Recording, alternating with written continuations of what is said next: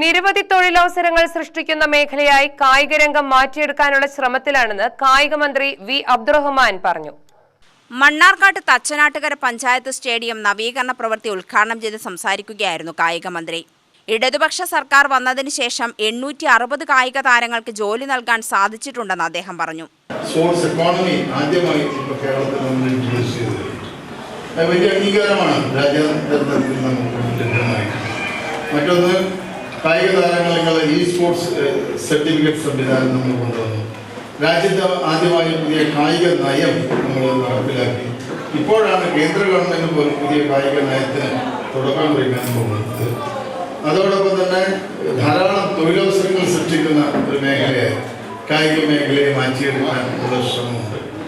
ഈ ഗവൺമെൻറ് വന്നതിന് ശേഷം തന്നെ ഏകദേശം 860 കായിക താരങ്ങൾക്ക് നമ്മുടെ സർക്കാർ ജോലി തന്നെ നമ്മൾ നൽകിയിട്ടുണ്ട്.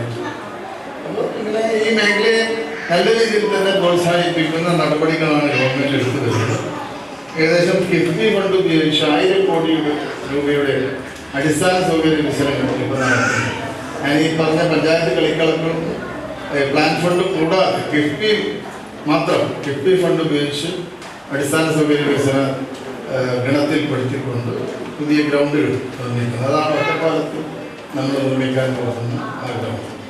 1 കോടി രൂപ വകയിരുത്തിയാണ് തച്ചനാട്ടുകര പഞ്ചായത്ത് സ്റ്റേഡിയം നവീകരിക്കുക.